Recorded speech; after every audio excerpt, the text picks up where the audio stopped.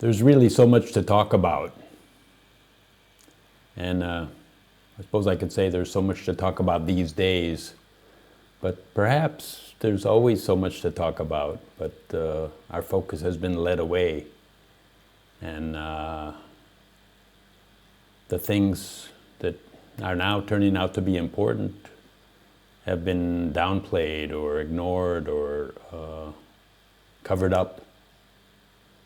And so then the really our ironic part about all these subjects is that we're finding not that many people want to talk about them, especially among our friends and acquaintances, and certainly not in the news.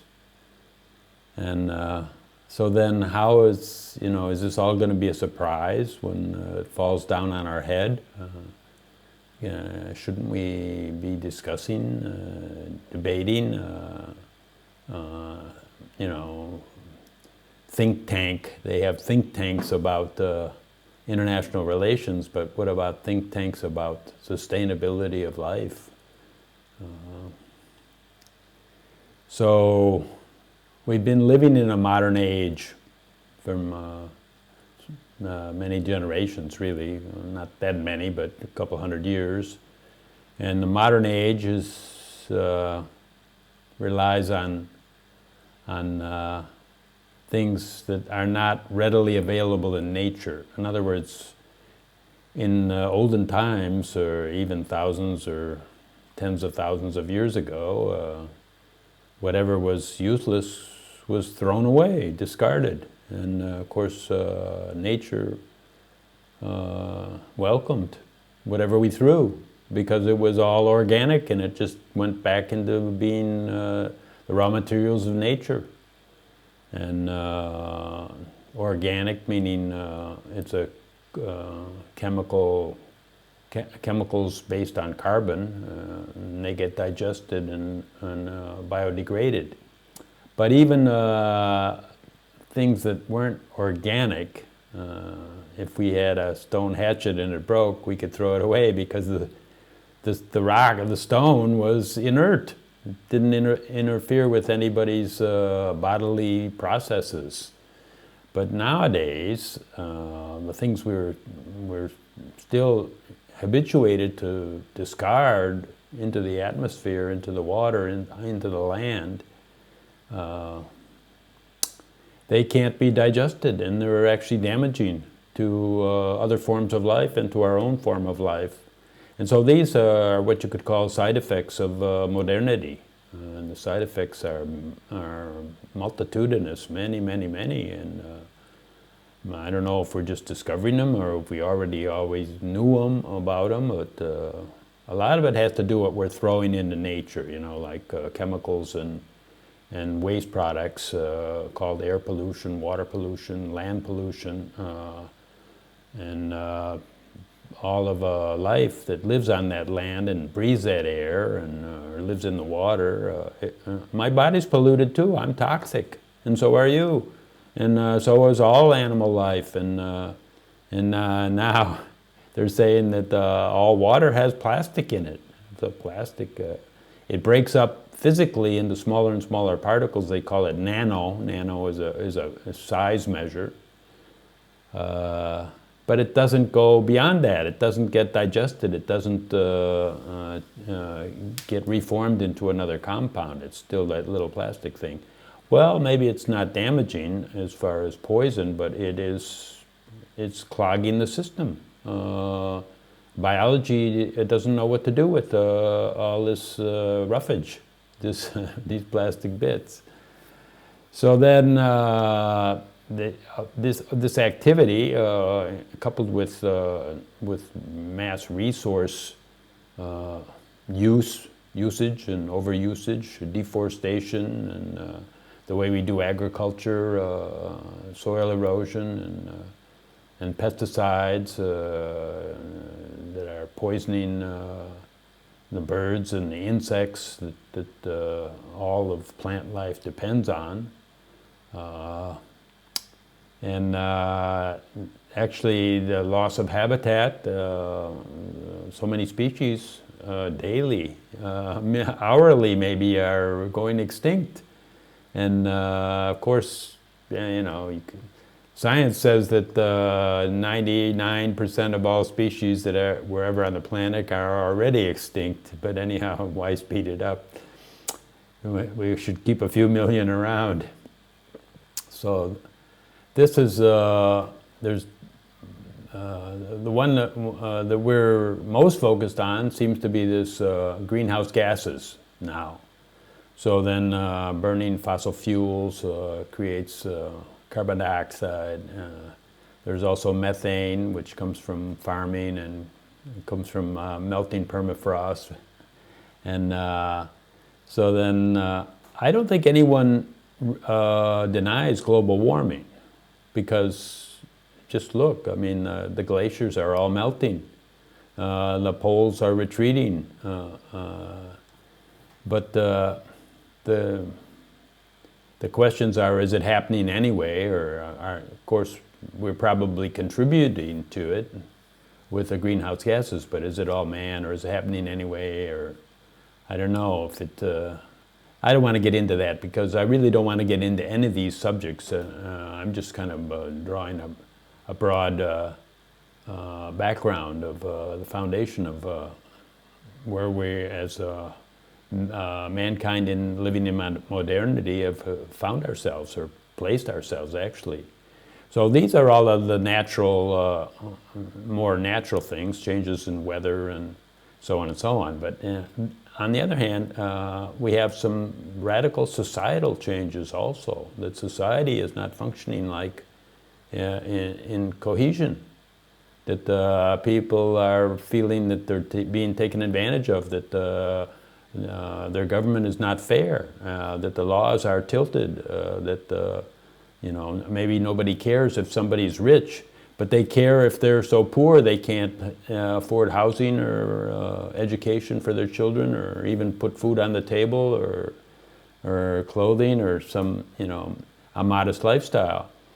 So then vast swaths of the population are losing trust in their government. And so then without trust, the government, that population is becoming more and more ungovernable. Now to me, this is like the worst of the worst, because if our collective action doesn't work through government, through international relationships, if it doesn't work, how the heck are we going to solve these problems that modernity is creating? What are we going to do? Are we going to solve them, or are they going to solve us? In other words, the problems are going to fall on our head, because we're not doing it. We're not in a situation able to do anything to counter them. And I'm not even talking about a solution.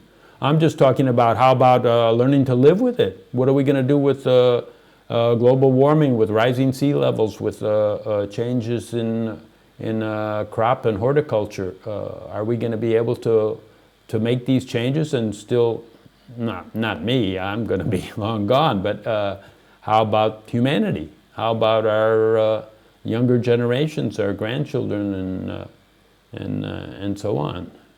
Where is humanity going? Maybe out the door.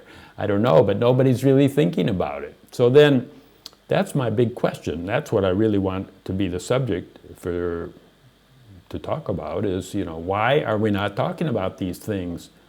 And what's in our way? And okay, so we have a lot of belief structures. We believe that I can do nothing about it. I can't do nothing about it, so why should I get involved? And but somebody has to be involved. I mean, whoever's involved, do you trust them? Are they doing right by you? So basically, the way I see it, it all boils down to, it feels bad to think about these things. There's a bad feeling that goes with all these dismal thoughts.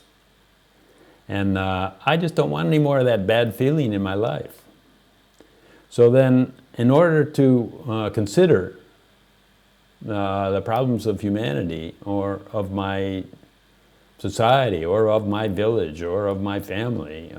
Somehow I have to be able to manage my feelings. And so then I looked for the link. What is the link between thoughts and feelings and emotions? And good thoughts, okay, give good emotions, and dismal thoughts, or thoughts that don't seem to have any solution, give terrible emotions that are disempowering. And really, it doesn't really matter what kind of thoughts you have, but you need some thoughts about what's in the future. You have to have a belief about the future. And just look at all the old histories of religions and philosophies and societies and cultures. And nowadays we'll look and say, oh, they used to believe that. They used to, oh, what did they believe? Oh, that's foolish. They're so silly. And we laugh at them, right? But still, they had those beliefs, the world story, the creation myth, and all these kind of things that they were able to move on, and that's what held society together. And then these societies, I mean, there's really, it's not just like Rome and Egypt and Mesopotamia. I mean, I don't know if there's hundreds of old societies that lasted 1,000 years or thousands of years, but there's many, there's 100. There's many. And they built, they had intelligences, collective intelligence, and they built structures, and they built cities, and they were able to harness energy, which was agriculture, and they were able to feed a population, and they were able to build their population, and they were able to sustain it, even for hundreds and thousands of years. And then something went wrong, and then they're gone. And so far, all of them are gone.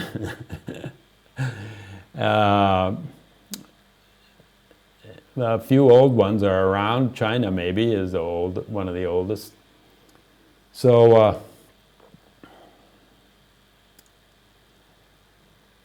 how can we put ourselves into a condition to consider this? And so then, what are these linkages?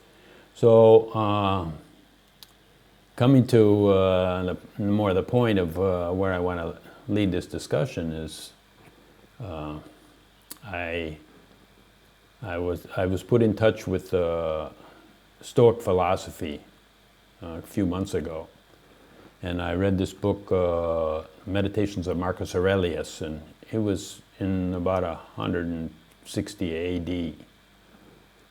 To 180 is when he died. And he wrote this book that was kind of like coaching himself. He wasn't really publishing a book the way they say it. He was just writing reminders of how to behave as a king, Caesar. And well, I don't need to tell you about Stoicism. It's, there was 400 or 500 years of it, and you can study it, but really, whatever I'm talking about is already in this book. It's written as aphorisms. It's not a story that unfolds. It's not a handbook or a to-do list. It's not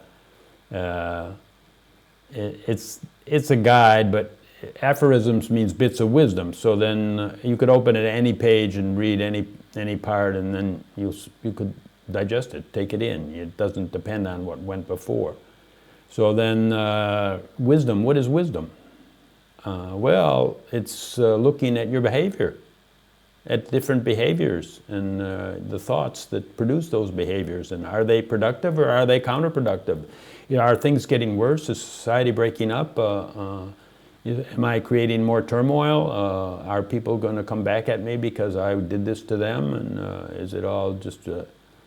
Well, that's what we call reflective justice, and I think there's a feeling to it that feels right. Somehow it feels right that somebody ought to suffer in the same way that they created suffering in others. And so then, well, they've written it in scriptures like eye for an eye, tooth for a tooth.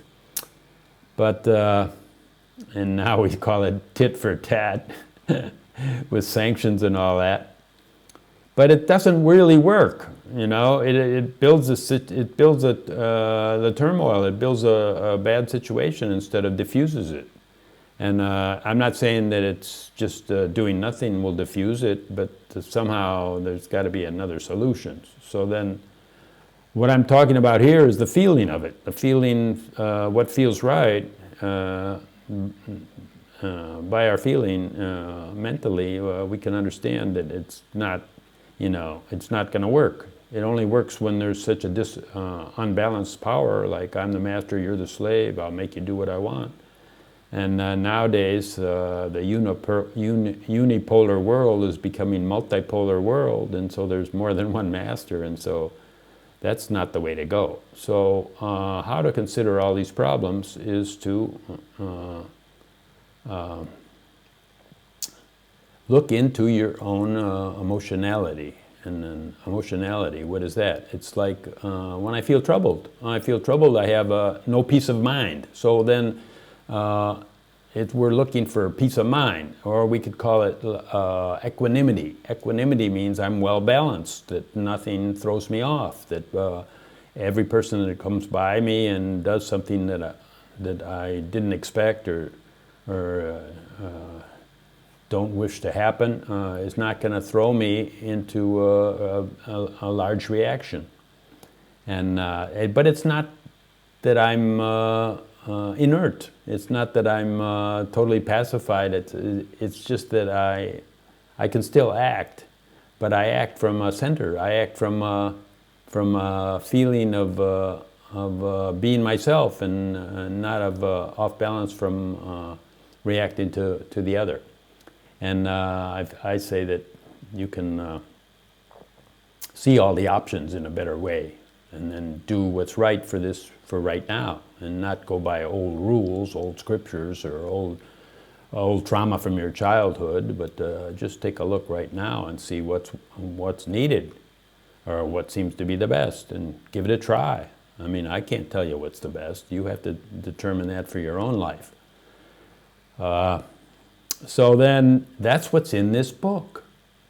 It tells you directly how to manage your emotionality, and it tells you in a way. It says that nothing external can touch your state of mind, and the only thing that can touch it is your opinion about all those external things. I have an opinion. I have a judgment point.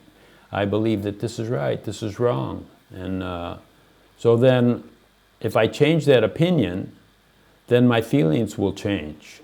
And then that's not something you have to believe. That's something that you could just test it. Just test it on the smallest thing. There's a barking dog. And just test dogs are gonna bark. And then you could say, well, the owner didn't take care of them. Well, okay, owners are not hired off at work or something, I mean, there's a way to change your opinion. And just on small things, and see that you don't feel upset about it, and that you feel more empowered to do something. You can go to your neighbor and say, well, look, this dog really barks a lot. Oh, I know, he's such a bad dog, blah, blah, blah. So, so that is very clear in this book. So then, this is what I think we need to work on ourselves. I've said I want to say something interesting, and I didn't know exactly what interests you, but I know another way I do know. You want to change some things. You judge your life. You want to change this. You want to change that. Oh, this is good. I'll keep it. And I want this to stay the same, but it's changing. Somebody else is doing something, and it's, it's not the same. So, but if you look at the focus of all these things you want to change, they're all outside. So that's not what I'm going to show you. I don't know how to change those outside things. That's what you have to consider. What I'm going to show you very clearly in this book is how to change yourself. You say, wait a minute. I don't need to change. I'm all right. I don't want to change myself. But other people want to change you. So, well, just look into it and see. Now, it's my conviction that if you change yourself, things that are outside are going to reflect in a different way. and your life is going to change. And I believe that if you change yourself in a way to have more equanimity, your life is going to change in a way that pleases you more. Life is going to be more pleasing, more comfortable, and well, you could call it happiness, satisfaction, other things. You're going to get into more creativity. You're going to follow. Trails are going to open up, and you're going to follow them. And you'll find out that, oh boy, I can do this, I can do that. Well, my life, anyhow, not just from a couple of months ago, I kind of been on this trail for a long time, and really appreciate it. So then how am I gonna give this to you? Well, it's right there. Down in the description is the link to download my PDF. I call it mine. It's not my translation, but I edited somebody else's translation of these meditations and wrote my introduction to it. And then I printed a few copies and gave them out and looked at it again and changed it again. And well, after about 5 or 6 times or more, that's the PDF that I'm with right now, and you can download it, you can read it, you can consider it, and I hope it makes a difference in your life. And then when we all feel really good, we can start looking at all these terrible things in the world and see if there's any way we can make headway, and see what life is going to be all about in the future. So I wish you well with it, and thanks a lot for coming and taking a visit. And yeah, we all feel helpless. The best I could do is talk to you today. So then that was my thing for today, and we'll see. Talk again next time. Okay, thanks so much.